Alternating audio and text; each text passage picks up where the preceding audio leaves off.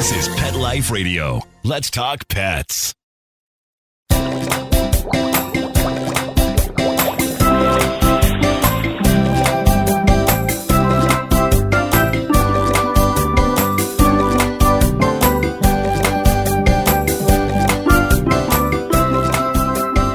Welcome to Aquariumania. I'm your host, DrRoy Anong, speaking to you from the University of Florida's Tropical Aquaculture Laboratory. Thanks for joining us. Central and South American cichlids include some of the most behaviorally complex and colorful adult species in the hobby. Adults display vibrant turquoise, fluorescent reds, oranges, and yellows. These cichlids are prized by intermediate and advanced fish keepers who know their species by scientific name, locale, and strain. My guest today is Dan Sharifi, owner of Cichlids of the Americas, an internet-based source of some of the most beautiful and difficult-to-find species and strains of New World cichlids. Join us as Dan explains how a former financial services manager became a premier source of New World cichlids in the U.S. today. We'll be right back after these messages.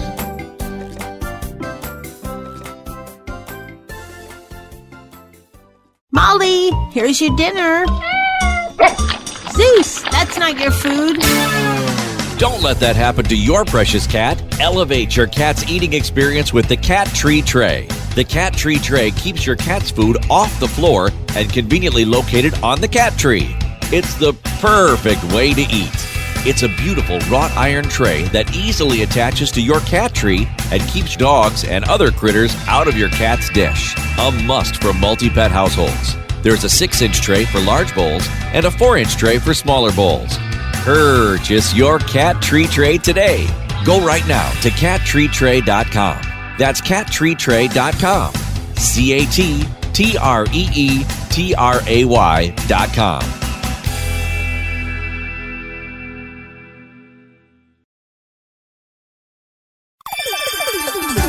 Let's Talk Pets on PetLifeRadio.com.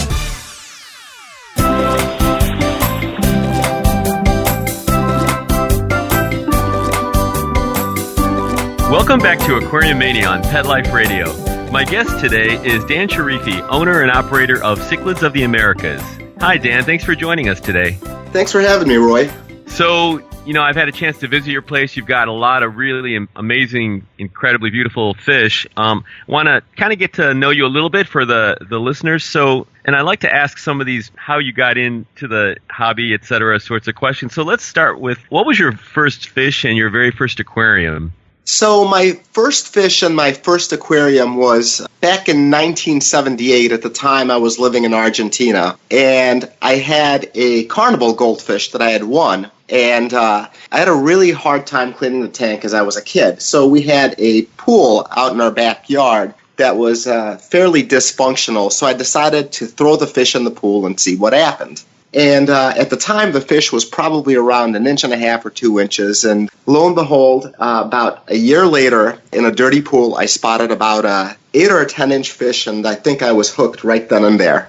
So this sounds like that Fish Out of Water book. You weren't like the inspiration for that, were you? No, I think it was just a matter of I didn't really know how to clean the fish tank. I didn't pay much attention to it, and the weather was fairly temperate in Argentina. So I figured if I could live in a little fish bowl, it would probably do a lot better in a pool. So it went from literally a 1.5 to 2 inch fish to about 8 or 10 inches in a matter of about 6 or 7 months. It was eating all the algae in there, and I couldn't believe that the fish had survived, and it was that big and that orange in that environment. So I think right then and there was when it piqued my interest, and it hasn't left me since. And how old were you about? I was about 9 years old. Okay. So then how did you first get involved in the hobby? Well, I always kept fish, but I really didn't pay a lot of attention to them. I kind of experimented with different fish. Some of them were, I had guppies like everybody does. I had goldfish, and then I had bettas. But really, I would say when I first got seriously involved in the hobby was my sophomore year in college. I had an old style waterbed, and I know I'm dating myself. The old style waterbeds didn't really have headboards, so I decided to buy a 55-gallon fish tank and use it as a headboard. And in there I had a pair of convicts and a pair of tiger Oscars. It was a great sight because every morning when you'd get up, you'd see the fish begging for food, and you can see their interactions with one another as well as them growing. So at that point, I would say probably from that point on, I always had a fish tank somewhere or another in the house, or multiple fish tanks in the house. That's a pretty cool idea, little headboard there. So what was your day job then before you became a fish farmer? So I spent about 18 or 19 years in the corporate world in financial services. It involved a tremendous amount of travel. What happened was there was a lot of international travel. There was a conflict of interest as it related to my working and traveling and going overseas quite a few times a year and maintaining fish. But all in all, I kept fish, and it was just a method of me relaxing and not losing sight of a hobby that I loved as a child. And from there, it was mostly work and just mostly keeping fish. And were you, were you in New York at the time, or where were you based? I was actually based in Chicago, in Tampa, in Dallas, in the Philippines, in India, in Montreal for a little while, and a few other countries up and down the line that I probably had short stays in. But it's always, when you travel that much, it's really difficult to maintain fish, as you know. But in a couple of the places that I stayed for an extended period of time, I can tell you I moved probably more than 25 to 30 fish tanks at a time, and that within itself was not an easy task to do. But it's mostly travel, and when you run call centers and you're in the financial services industry, you're always traveling, and it's really not conducive to maintaining multiple aquariums. But between the time that I had at home and the time that my wife spent taking care of the fish and a few others along the way that helped out, managed to come along all that time. That's definitely dedication. So why and when did you decide to get into the fish business? So in about 2008, it was shortly after the real estate market crashed. What happened was I was actually between jobs, and I was kind of thinking whether I should go back and work in the financial services industry. And I was actually interviewing, and I had opportunities to go overseas. And my wife actually made a recommendation your fish are breeding, why don't you try selling some of the fish? So I started selling some of my stock, and I just couldn't believe that there was such a large demand for some of the fish that I had maintained.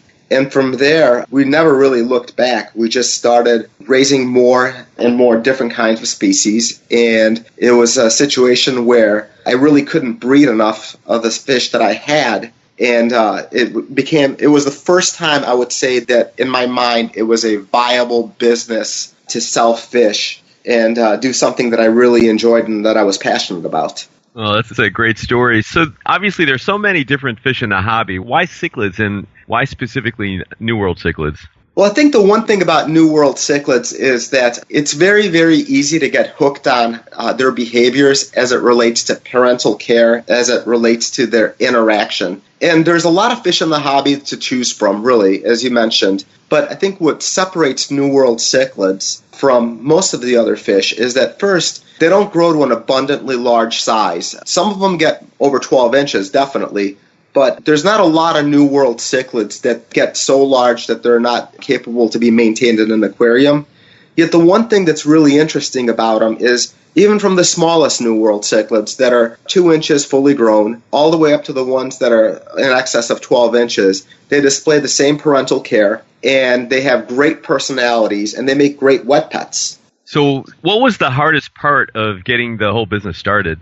So what we do is a little bit different than what a lot of the traditional fish farmers do. So I would say that the hardest thing was that I didn't want to really concentrate on 1 or 2 or 3 different kinds of New World cichlids. I wanted to offer a variety of New World cichlids. And right now we maintain close to about 80 or 90 different species. And I would say that the hardest part was first collecting species that were not any longer available in the hobby. And then along those lines, it's a never-ending battle. Even today, being in the business in excess of 8 years, I'm still looking for species that once were in the hobby that are no longer available in the hobby. And then the second one is really facilities. And it's a real change in mindset going from a hobbyist to setting up a facility where you can actually breed and raise fish And what we do is a little bit different than what the traditional fish farmers do, not only in the number of species that they keep, but we have a very controlled environment where almost all of our breeding is done exclusively indoors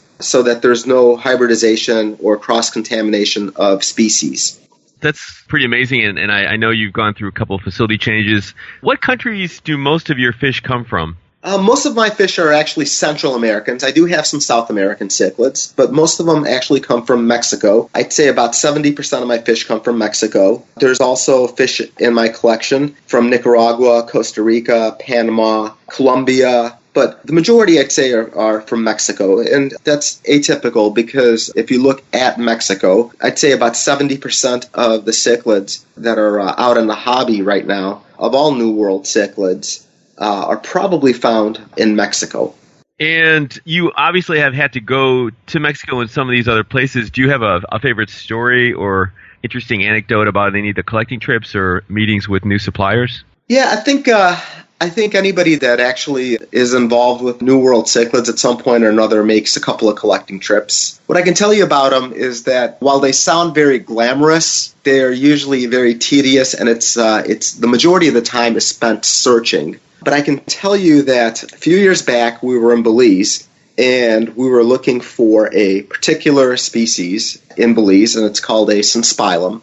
And we found several locations to catch the fish. And we tried for days and days, and we couldn't find the fish. We couldn't catch the fish. We would see the fish, but we couldn't catch the fish. They were too fast. And on our last day in Belize, what happened was we were driving over the Hummingbird Highway. And if you've ever been to Belize, what you'll realize is that there's only really 3 main paved roads in Belize. One of them is the Hummingbird Highway. And there was a little overpass with about an inch of water crossing over it. And we walked down there to see if there were any live bears or if there were any species in there. And we had spent about a week trying to catch this species. And what ended up happening was we noticed that there was a pair that had spawned right next to the highway underpass or overpass. And what happened was we ended up scooping up a bunch of the babies and brought them back with us. And to this day, those babies ended up growing out to be a lot of my brood stock for that particular species that we raise and we sell. That's funny. Of course, it's always going to be the strangest place that you'll find. Can you describe this synspilum for folks that aren't familiar with them? Sure. It's a fish with a high body, and what's interesting about it is that as juveniles, they don't particularly display a lot of color. They're silver, and they have a black line going through half of their bodies horizontally. And over time, all of that silver turns into red, yellow, and greens and golds. And it's truly an amazing fish. But what's more interesting about it is that the fish hits about 12 to 14 inches fully grown. Very high-bodied fish, very colorful, and fairly peaceful. They display phenomenal parental care as it relates to their fry and as it relates to defending their fry. And what's really interesting about it is that as large as that fish gets, it's fairly peaceful and fairly gentle and gets along very well with other aquarium fish. But what drew me to that fish originally, and it was one of the fish that actually, one of the first fish that I saw that I would say is like an intermediate level fish as it relates to the hobby, that really drew me to it, because here you have a fish that's 10 to 12 inches fully grown, and it displays color similar to a saltwater fish. So lots of color, lots of personality, and relatively easy to take care of. And they are beautiful fish. I want to ask one more quick question before we take our break and get a little bit more into the weeds with the fish and keeping these species. But where do your fish normally go? Where do you sell your fish? So we sell fish in 50 contiguous states in the United States, and we've also sold fish to Puerto Rico, as well as we've shipped fish internationally to the United Kingdom, Spain, France, Macau, Taiwan, Japan, Singapore, and believe it or not, Costa Rica and Mexico we've sent fish to, along with others. We've shipped fish to Israel, Indonesia, really all over the world. And I would say that probably the furthest we've ever shipped fish to is Macau, which is about, when you account for the delays in flights, between flights, as well as the time it takes to go through customs, the fish were bagged for in excess of 96 hours, and they made it there safely. Wow, that's pretty amazing. Well, I definitely do want to get more into the weeds, so to speak, with you in the second half, but let's take a short break, hear a little bit more from our sponsors, and then continue our discussion of New World Cichlids with Dan right after these messages from our sponsors.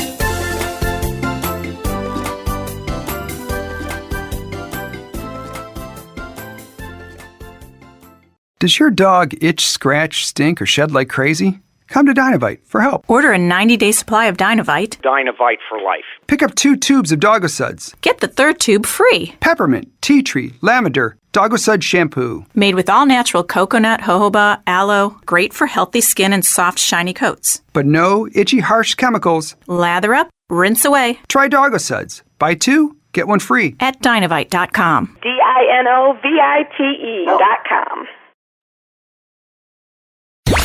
Let's talk pets Let's talk pets on Pet Life Radio. Pet Life Radio. PetLifeRadio.com. We're back and continuing our conversation with my guest, Dan Sharifi, owner of Cichlids of the Americas. So, Dan, we got to know a little bit about how you got into the hobby and some of your collecting exploits. Let's talk a little bit more about the fish now. What are, let's say, your 3 favorite New World Cichlid species? I know it's probably going to be tough, but if I had to pin you down, what would you say your 3 favorites are?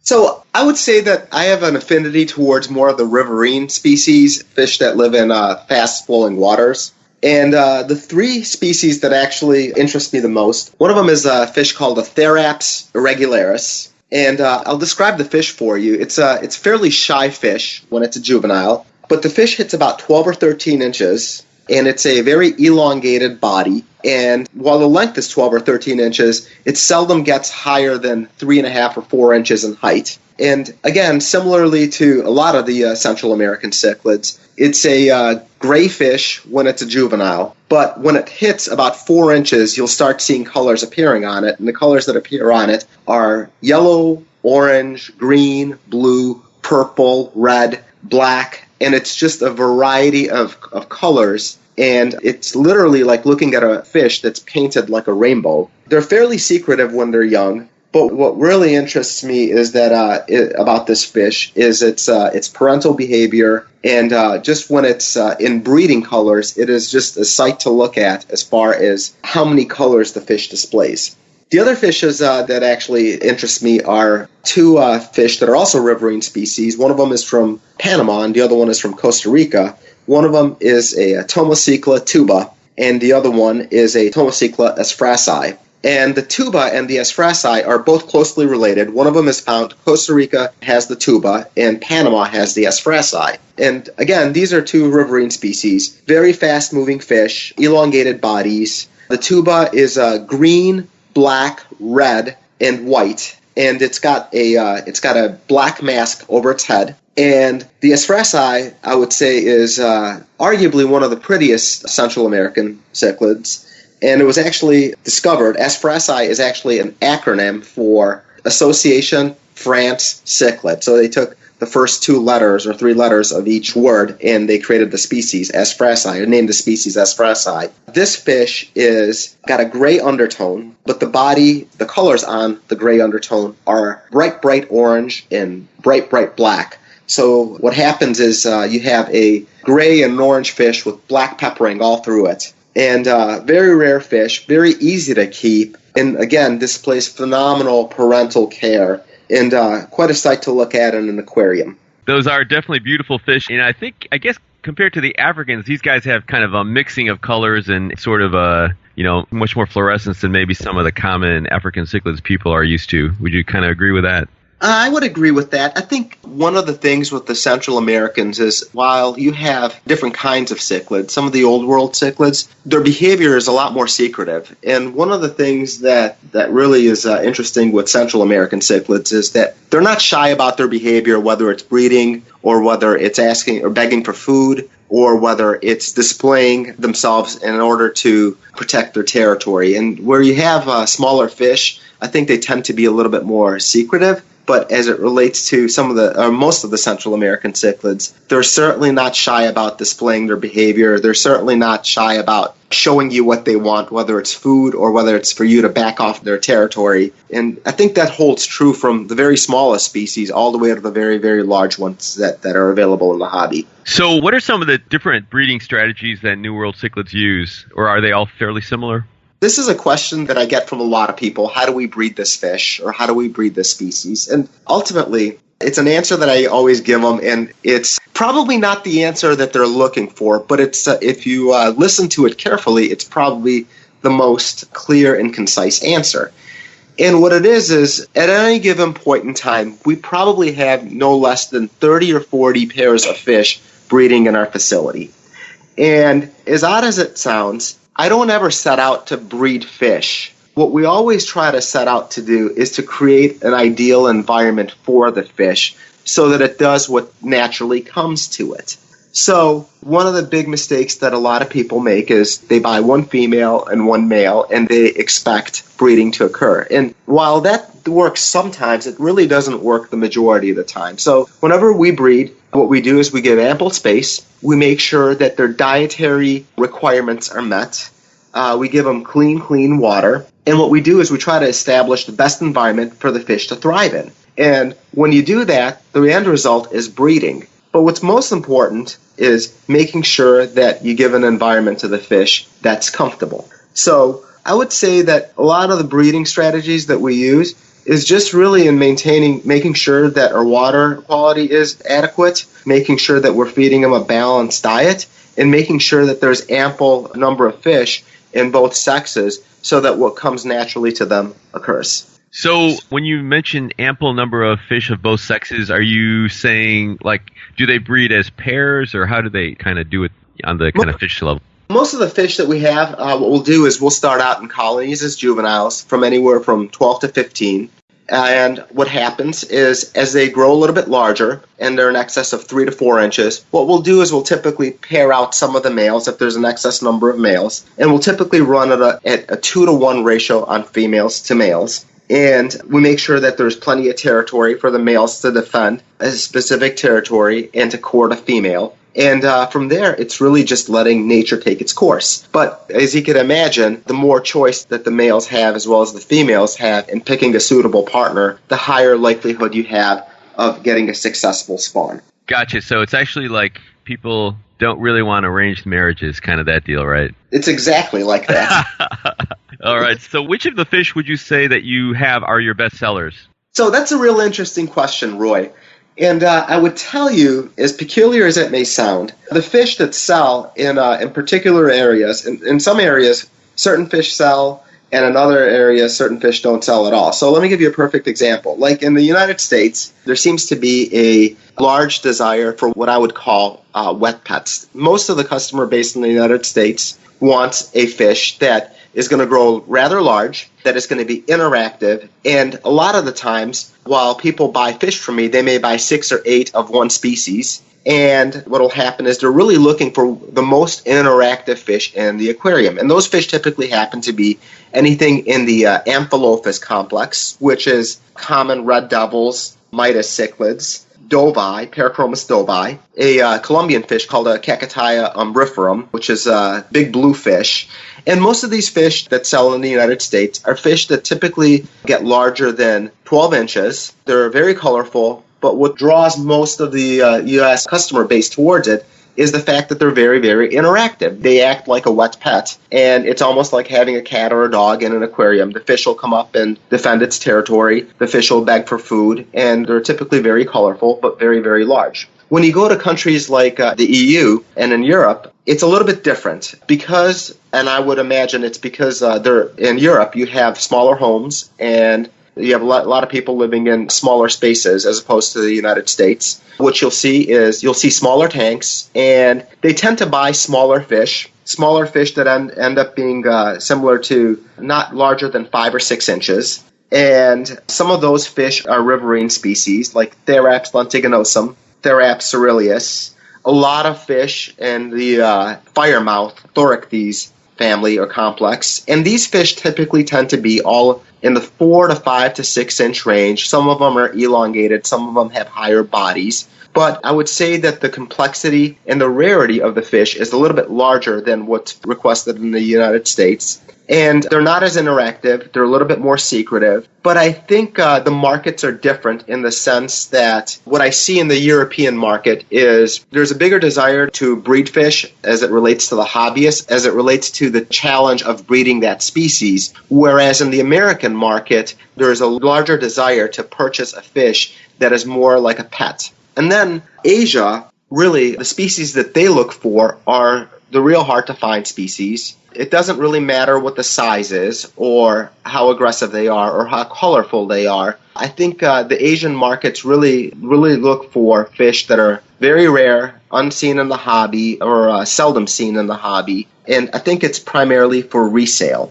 So I think each market is a little bit different. So we try to accommodate all of them. In all of the species in all three markets, there's beautiful species that can be wet pets. There's beautiful species that can be secretive. And it's really what the consumer wants. And it's really a matter of what piques their interest. Well, that's definitely an interesting kind of take on the various types of fish that each area wants. I want to talk a little bit about maybe keeping some of these fish, just to give some of our listeners an idea. What are some of the requirements for some of the species? Or are they all fairly similar enough that people can keep them in the same types of water, et cetera, environments? Well, one of the things that I always say, and we sell Central American cichlids and South American cichlids, and one of the requirements is make sure that the water quality is appropriate to what that fish's natural environment is. So for sake of argument, Central American cichlids like water that's a little bit harder, a little bit higher pH, and South American cichlids like water that's a little bit softer and a little bit more acidic. And what I would say is the best way to be successful with the fish is to emulate the environment that the fish actually comes from, to give it ample space, and to make sure that not only are its dietary requirements are met, but its environmental requirements are met too. And that's mostly water, cleanliness of the tank, and making sure that it has a balanced diet to thrive in. Now, you mentioned Asia liking kind of unique and rare fish. What type of species do you have that you would kind of consider it to be, rare? So I think that's a great question, Roy, and I kind of break up rare in two areas. One of them, rare, being a fish that was in the hobby that's no longer in the hobby, and then rare as a fish that's never been in the hobby that's being introduced into the hobby or will be introduced into the hobby. So the fish that are rare that once were in the hobby and no longer in the hobby are, as I mentioned, Tomocichla esfrasi, the cichlid that was discovered by the French Cichlid Association. And at one point, about 10 years ago, the fish was readily available. And today, I think there's probably less than 50 of them in captivity. And the other one is the tuba. And that's similar to the esfrasi. But that fish is from Costa Rica. And it's a fish that I'm currently working with that we imported from Costa Rica. And it's, again, a fish that there's less than probably 50 of them in captivity today. And the other portion of the question as it relates to rare cichlids is there's a species that we just started working with, and it's called a Heractes pantastictus. And what it is it's a high-bodied fish that doesn't get larger than 8 inches, and they come in actually 3 colors. There's the common name for them is labradens. There's a yellow labradens, there is a blue labradens, which is referred to as the pantastictus, and then there's the white labradens, which is just different colors of the same fish. So recently we were working with the blue labradens, often referred to as the pantastictus, and we had a pair that had kicked out about, I'd say about 500 babies. And one of the things that we realized was that 20% of the babies were smaller than the other 80%. So we separated them out. And what we discovered was that these babies were actually true albinos. And it's probably albinism in cichlids, in any species, is a fairly rare phenomenon. So I think, to my knowledge, it's the only time a albino form of a pantastictus or labradens has ever been bred, either in captivity, and I've never heard of them ever being caught in the wild, probably because their survival rates are so low. But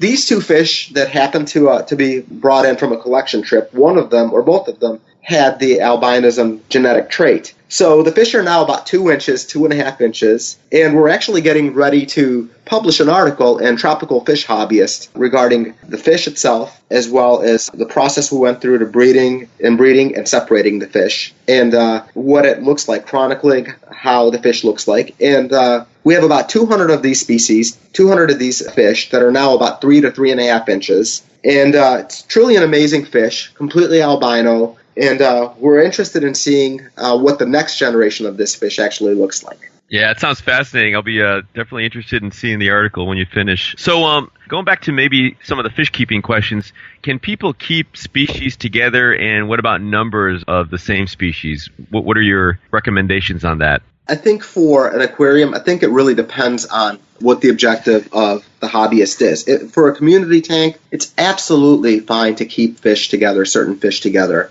But I would always stick to keeping fish in the same family. So if you're going to keep Heractes, which is a complex from in the Cyclosoma family, I would keep Heractes with other Heractes. But the most important thing is to keep fish of similar size, of similar temperament, and to give them ample space so that they can thrive and behave like they would in their own normal environment. Now, I know you like speaking with hobbyists. Can you maybe, as we get a little bit closer to finishing up this interview, any interesting stories at any of your recent speaking engagements?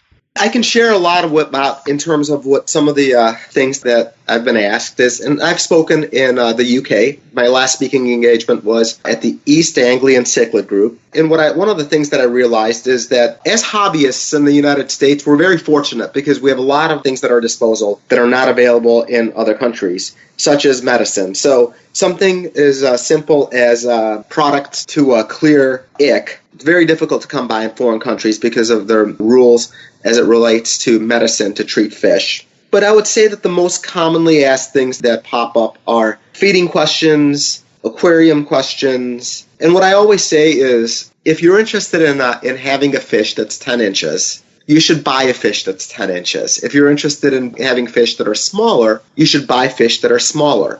But ultimately speaking, every fish grows at its own potential, and they grow at the rate that they grow. So when you have fish that are smaller, it's going to take them a while to reach maturity. But if you want a fish that's larger in size, you should buy a fish that's larger in size. Because really, what ends up happening is it's very, very difficult to get to a fish to grow larger, or impossible to get a fish to grow larger than what its natural growth rate is. But most of the questions that are asked are in regards to feeding and aquarium size and things of that nature. And it's always the same. Make sure you feed them a balanced diet. Make sure you give them ample space. Make sure you don't overcrowd. And I think that's one of the things that there's so many varieties of New World cichlids that one of the commonly made mistakes is that people want to put as many varieties as they possibly can in an aquarium, and that doesn't always work. Well, unfortunately, we're out of time. I want to thank you, Dan, very much, and our producer, Mark Winter, for making the show possible. Hey, Dan, did you have any final words of wisdom or information you want to share?